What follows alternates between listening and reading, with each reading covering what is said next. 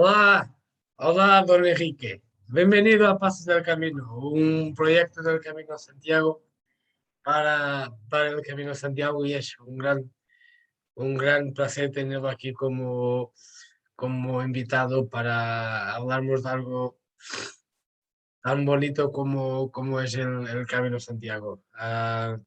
Muchísimas gracias por volvernos a hacerlo, ¿no? Pues, don Enrique, ¿por dónde empezar? Antes de hablarnos del Camino de Santiago, cuéntanos un poco cómo empezó ah, su relación con Dios. Cuéntenos un poco, por favor. La relación, perdón, con el Con, camino, con Dios, con Dios.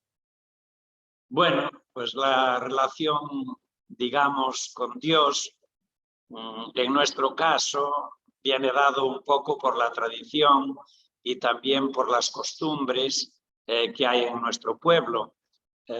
Yo soy naturalmente hijo de una familia cristiana.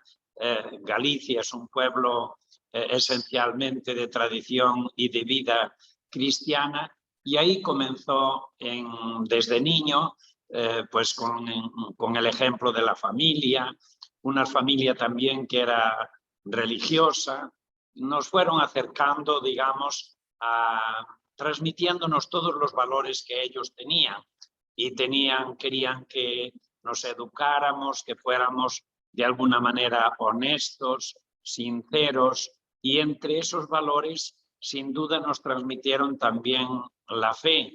De ahí comenzó, digamos que con la propia vida expresada en el bautismo que se hizo al día siguiente de haber nacido, pues ya la proximidad o la cercanía a Dios, a las cosas de Dios, y a tener a Dios como referencia en mi vida, en nuestras vidas.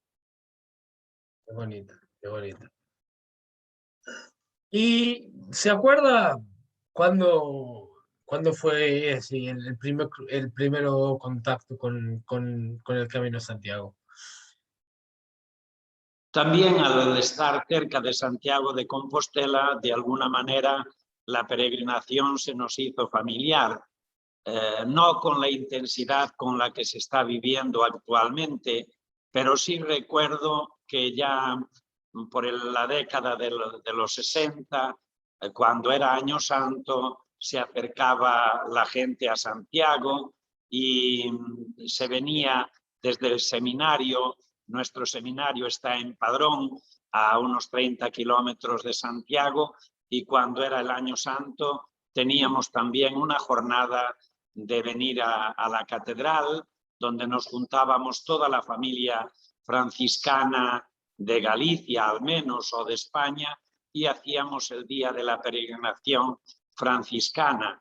Después, poco a poco, esta proximidad se fue haciendo mayor, dado que nuestro convento está situado a 500 metros de la catedral, y también fui encargado de un albergue de transeúntes que no dedicado a peregrinos, pero dado que en aquel tiempo, durante mucho tiempo, no había un albergue exclusivamente dirigido a acoger peregrinos, venían a nuestro albergue, y ahí fue, digamos, donde tuve el mayor contacto, la mayor experiencia, y también el poder valorar la esencia de quien viene a Santiago como peregrino. Qué bonito. Mira, estos días, estaba teniendo una charla filosófica con un amigo. Y hablando de la pandemia, de las cosas menos buenas y de las cosas otras más buenas que esto puede traer para nuestro futuro. Y yo creo, y esta es una opinión muy particular que tengo. Que para el Camino de Santiago, esto puede traer algo bueno. Y me hago entender. Porque yo lo he vivido. O sea que usted sabe muy bien, yo he terminado el camino hace poco. Y en ese camino creo que he encontrado peregrinos que lo estaban viviendo más, con más intensidad, la peregrinación, hablo. Ah, porque yo creo que la gente ahora ve el Camino de Santiago con otros ojos. Ahora no es solo una, creo yo, es solo un pensamiento que tengo. O más, o creo que volvíamos un poco unos años atrás, o sea, unos 10 años atrás, donde creo yo que se vive con más intensidad porque damos más valor a lo que tenemos. ¿Usted qué cree? ¿Cree que puede ser algo bueno o será igual? Bueno, partías al principio de cómo, cuando comenzó nuestra relación con Dios. Creo que un creyente, un cristiano, y especialmente o a mayores, un franciscano, siempre tiene que tener una visión eh, bajo la providencia de Dios. O sea, todo lo que nos va aconteciendo es voluntad de Dios o va apareciendo en nuestro camino. Dios mismo nos advierte de que somos caminantes, de que tenemos peligros, de que tenemos también grandes dones en nuestra vida, y creo que ante una situación como la pandemia, cada uno partirá desde su condición, desde su escala de valores, desde sus principios, naturalmente partiendo de la condición de creyente y de cristiano. Yo procuro vivir esa realidad como otra cualquiera que apareciera en mi vida. Puede ser que me toque, digamos, que logre un éxito, aprobar unas oposiciones, el tener un buen puesto de trabajo, pero también pueda que surja la muerte de un familiar, una enfermedad, algún fracaso. Y desde ahí yo quiero también afrontar lo de la pandemia. Sin duda le veo aspectos muy positivos en cierto que se pueden también descubrir, y como no dificultades y también obstáculos que nos impiden decir que realmente la pandemia fue positiva o fue negativa. A mi modo de ver y según mi interpretación, y viéndolo también a la luz de la fe y también situándolo en el camino de la vida, yo lo veo como esa realidad que tiene mucho de positivo, tal vez en este tiempo una llamada sin duda a fijarnos en lo importante, a valorar más intensamente la dependencia de unos de los demás, la necesidad de ayudar a los demás, de salir al encuentro del otro, tanto para buscar ayuda como para llevársela, y cómo no, pues también una advertencia a que no somos, que lo podemos hacer todos, sino que en el momento en que menos lo pensemos, nosotros que nos consideramos todopoderosos, vemos que un simple microbio o una circunstancia como esta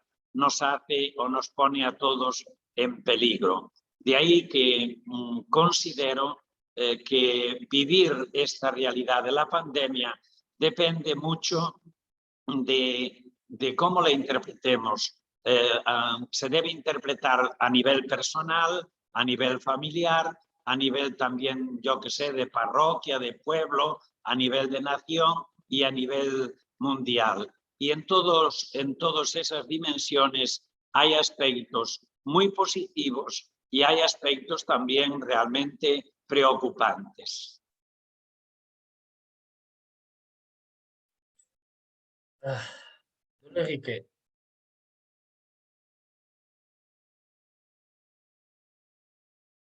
¿cree que el espíritu de la... O háblenos, no que crea, que háblenos un poco sobre el espíritu de la fraternidad franciscana que está presente en muchos de los caminos que llevan a Santiago. Háblenos un poco de eso, por favor.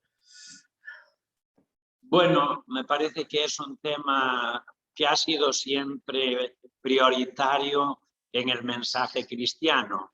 De hecho, la constitución, digamos así, de los creyentes, de los seguidores de Jesús, es una invitación a la fraternidad, amar a Dios sobre todas las cosas y al prójimo como a nosotros mismos. La fraternidad es el ideal y es también el objetivo de la misión de Jesús.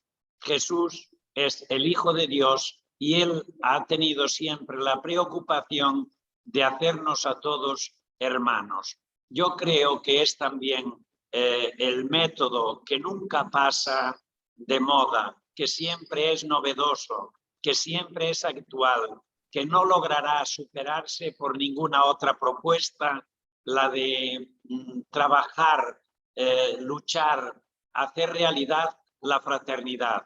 O sea, considerar a la otra persona como un hermano, como un compañero de camino, como alguien que te está pidiendo que tú salgas a su encuentro y que también tú debes salir o también él debe o sale a su encuentro para tú ayudarle a él y él ayudarte a ti. En ese concepto, en ese contexto, va la fraternidad, también alentada de una manera especial en la encíclica del Papa Fratelli Tutti, pero por supuesto la figura de San Francisco de Asís fue que descubriendo la cercanía de Dios, su principal obsesión era lograr que todos fuéramos hermanos. Y la fraternidad, sin duda, es el mejor método que tenemos para afrontar las crisis personales, las crisis de familia y las crisis, sin duda, de la sociedad. El camino de Santiago es también, lo habéis comprobado de una manera especial, todos los que hicisteis o tenéis, digamos, como referencia casi de vuestra vida el camino, también quienes lo hemos hecho algo, descubrimos que la fraternidad es una de las esencias del camino. Quien no vive la fraternidad en el camino no es peregrino. Qué bonito. Háblenos ahora un poco sobre vuestro trabajo, su trabajo en particular en Betanzos, por favor. Bueno, actualmente yo vivo en Santiago de Compostela, en el convento de San Francisco. Curiosamente, estoy en una capilla donde durante bastantes años había siempre una oración llamada de la paz con los peregrinos, algo que fue una iniciativa de mi hermano y de compañero Francisco Castro Miramontes, que actualmente está en el Cebreiro, también allí, de alguna manera, en un lugar significativo de los peregrinos. Aquí en Santiago, como decía antes, durante muchos años en mi albergue, el albergue que yo llevé, que yo gestioné, tenía y acogía a los peregrinos. Ya tuvimos ahí una labor con ellos, me dio la oportunidad de descubrir la esencia y también, como apuntaba antes, la identidad del peregrino. y desde ahora, actualmente, desde Santiago, voy a Betanzos. Es también una etapa importante, es fin de etapa y principio de otra en el camino inglés, que curiosamente en los últimos años está teniendo mucho auge. Son muchos los peregrinos que hacen el camino inglés. Allí tenemos, bueno, la iglesia es una de las más significativas de Galicia, es muy visitada, pero tiene poco culto últimamente. Solo tenemos misa los domingos a la tarde, pero los peregrinos la visitan y los visitan también turistas. Nosotros concretamente hemos puesto este año una iniciativa respondiendo a ese número importante de peregrinos, y es de alguna manera tratar de incidir en la identidad del peregrino. Por ejemplo, nosotros, si uno pasa por delante de la iglesia y entra a que le sellemos la credencial, no lo hacemos porque consideramos que es un fraude al mismo camino y al mismo peregrino. El sello, por su naturaleza, está dando fe de algo que se ha hecho, y naturalmente nuestro sello se hace en una iglesia, y queremos que el sello de que la persona ha visitado la iglesia, ha entrado a hablar al encuentro con quien es peregrino, con Jesús, con quien es el camino que el peregrino trata de recorrer, con quien es la verdad, también otra referencia que el peregrino quiere encontrar, y con quien es la vida. De ahí que nosotros pongamos el sello a quien de alguna manera quiere que nosotros demos fe de que ha tenido una cercanía a lo religioso, a lo que es la esencia del camino. También hemos puesto un acto exclusivamente para peregrinos, que lo hemos publicado en muchos grupos y también está en YouTube, de un acto con los peregrinos que dura aproximadamente media hora, 3/4 de hora, donde invitamos a todos los peregrinos que quieran acercarse de 6 a 7 de la tarde.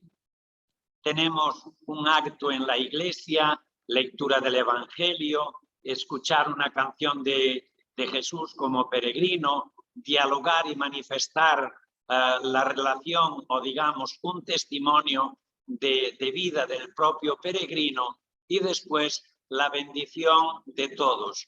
Y al final de ese encuentro también sellamos la credencial, dando fe de que se ha participado en eso. Nuestra intención era también terminar compartiendo pues un producto de Betanzos, como pueden ser unas rosquillas y un poco de vino.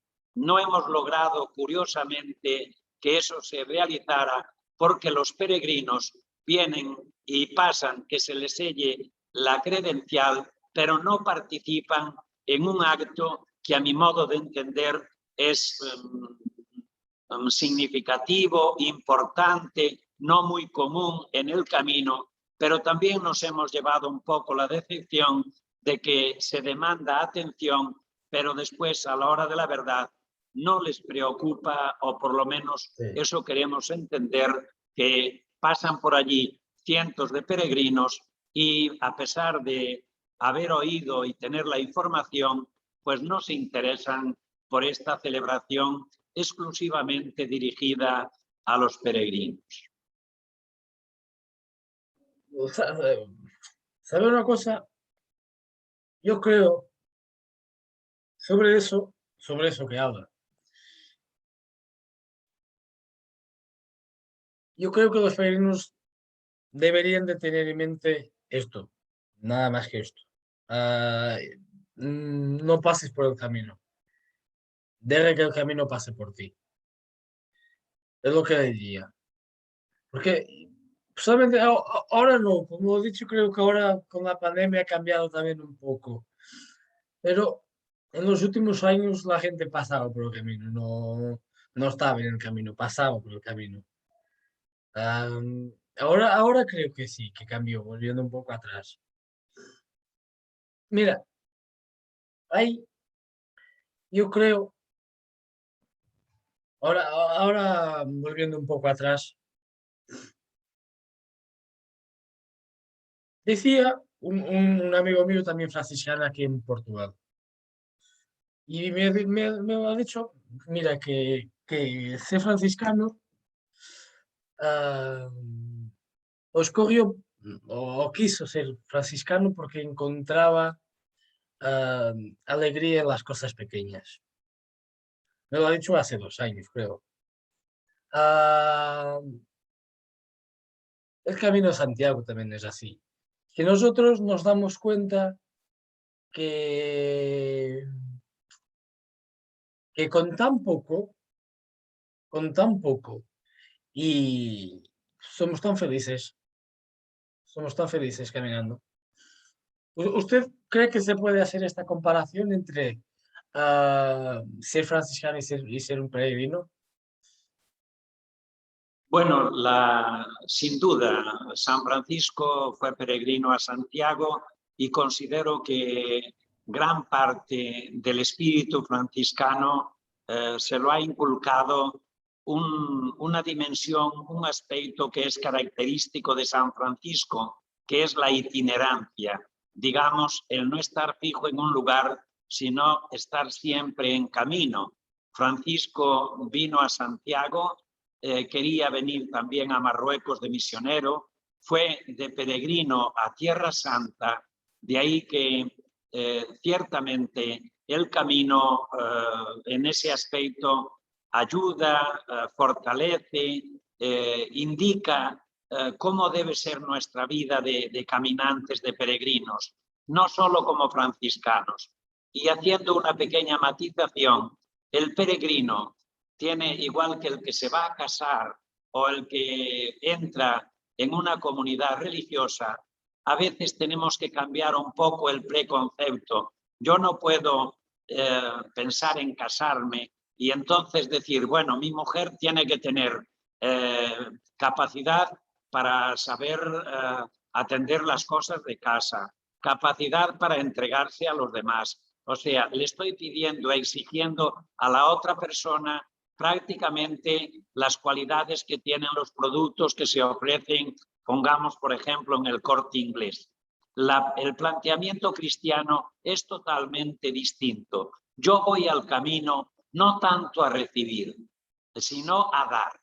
Y entonces yo tengo que ir al camino con los valores que considero que tiene el camino, que es la búsqueda de tal vez de una certeza, fortalecer la fe, acompañar a quien y hacerme acompañar por quien encuentre por el camino. Y entonces de ese dar por mi parte y del dar de la otra persona nace el nosotros.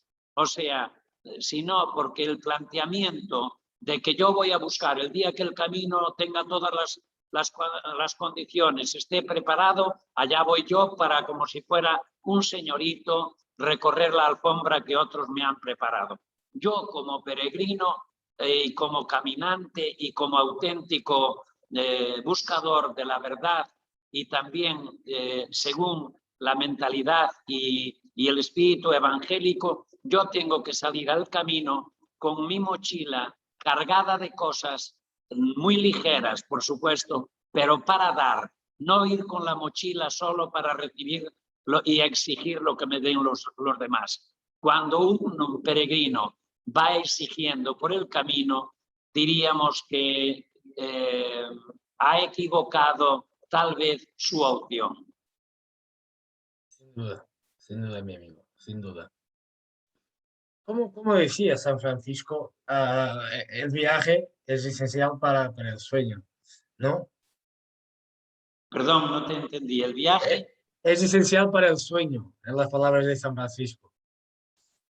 Sí, Concretamente, no me acuerdo de esa frase, pero bueno, sí, su espíritu, digamos, el ponerse en camino era siempre una respuesta a un ideal que él tenía.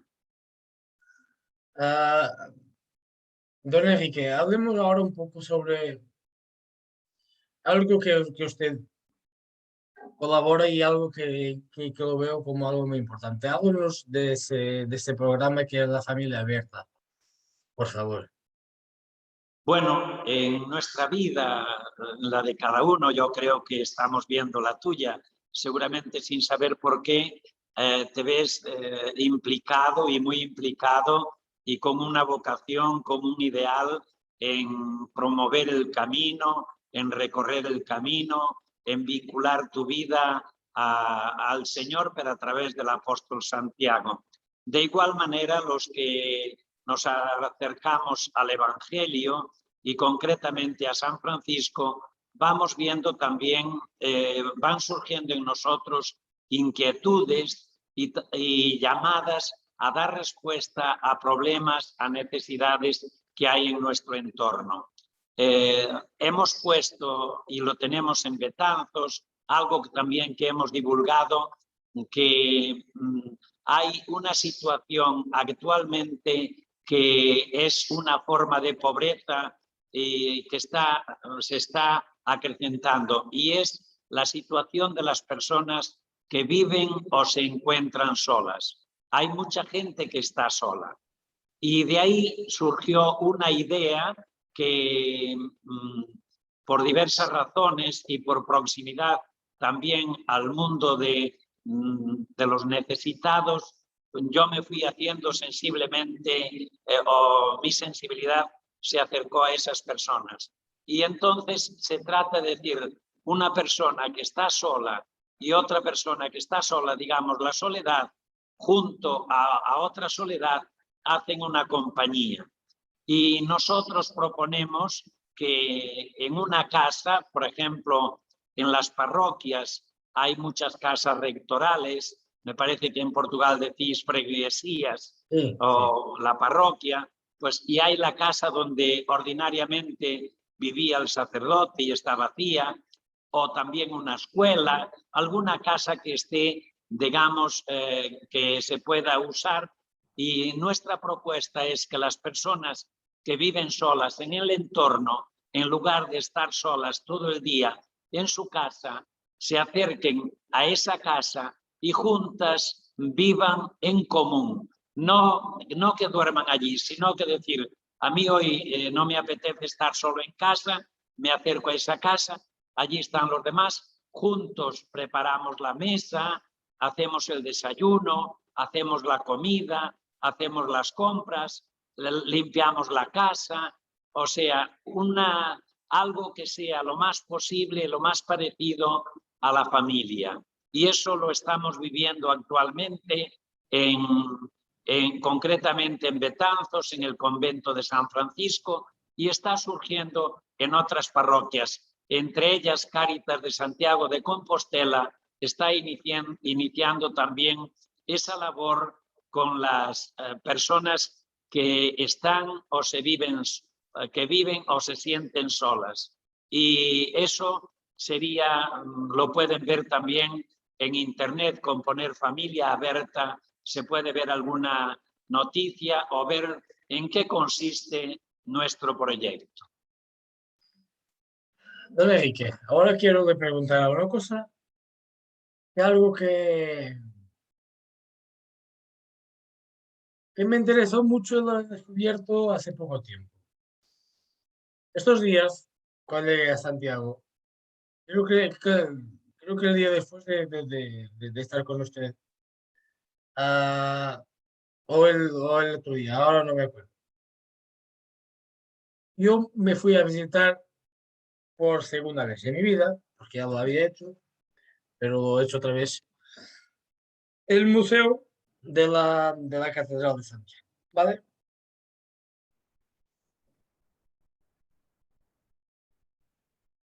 Y estando en el museo, algo me llamó la atención. Estaba ahí un pequeño vídeo ah, muy antiguo, de una película muy antigua sobre el pórtico de la Alhambra. Pero lo importante aquí no es el pórtico, pero sí que hace unos días ah, supo qué vídeo era o de qué película salió ese pequeño vídeo. Y ese pequeño vídeo salió de una película que se llama Cotolai. Háblanos un poco de Cotolai, por favor. Bueno, Cotolai está muy presente en la en la peregrinación de San Francisco a Santiago de Compostela. Cuando San Francisco vino aquí, naturalmente, él venía acompañado de algunos de sus compañeros y al llegar a Santiago recibió la inspiración de fundar conventos. Él en un primer momento no quería situarse en un lugar fijo, sino que quería ser como una especie de juglar de Dios, ir por todo el mundo cantando las glorias, las alabanzas del Señor. Y cuando vino a Santiago, recibió, digamos, la inspiración de instaurar, de dejar aquí a algunos de sus compañeros. Naturalmente, al llegar aquí se encontró que no tenía medios y él, nos dice la tradición, se retiraba a rezar, a orar a las faldas del Monte Pedroso, el monte que está aquí al lado de Santiago, donde actualmente hay una capilla en honor de San Payo do Monte, así se llama, donde dice la tradición que se retiraba San Francisco. Allí había un señor que era carbonero, que era de alguna manera un señor rico que estaba aquí y fue él el que le propició los medios para fundar el convento. Ese señor está enterrado al entrar en el convento de San Francisco. Hay un sepulcro donde está enterrado Cotolai, porque la portería actual coincide con lo que era la iglesia, la entrada a la iglesia antigua del convento de San Francisco. Allí ya hay una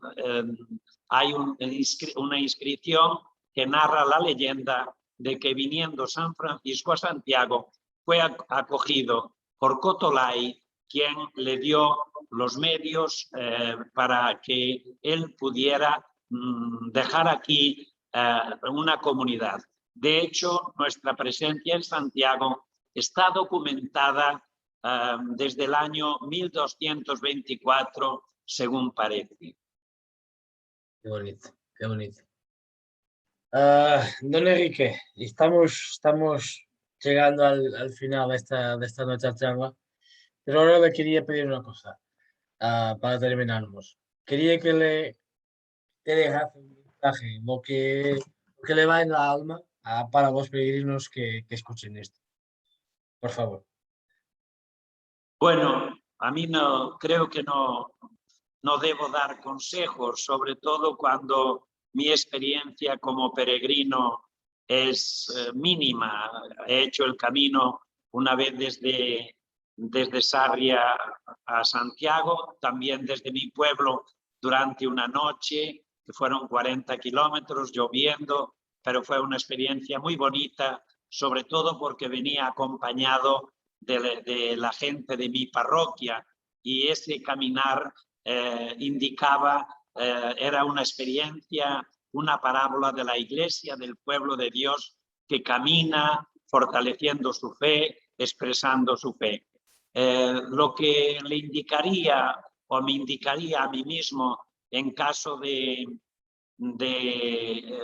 con referencia a los peregrinos o al camino, a mí me preocupa de una manera especial por lo que estoy viendo, por lo que estoy observando, que se está perdiendo y lo está perdiendo cada uno, no solo colectivamente, Sí.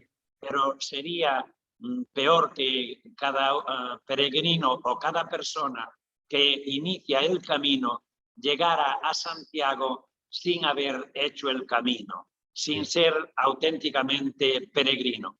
Y eso es una determinación que tiene que tomar cada uno.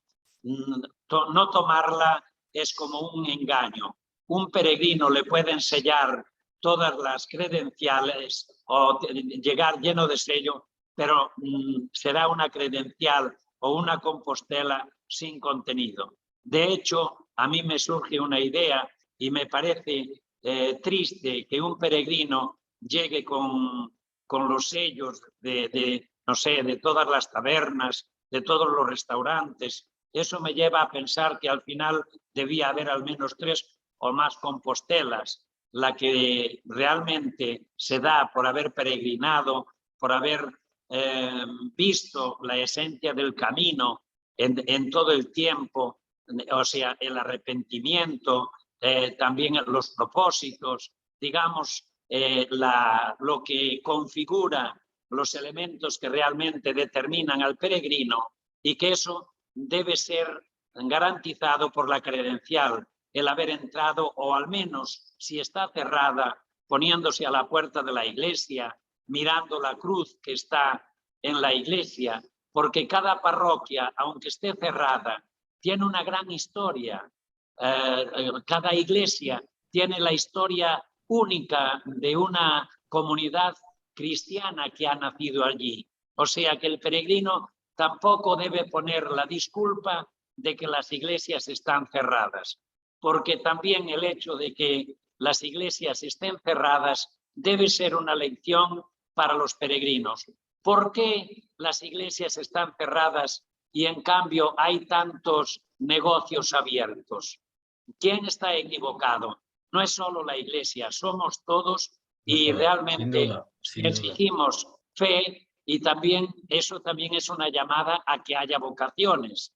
Yo no puedo exigir que el cura abra la parroquia 24 horas si no puede, si tiene 4 o 5 parroquias y no dispone de las 24 horas para estar allí a recibir 2 peregrinos o 7 o 20 cada momento.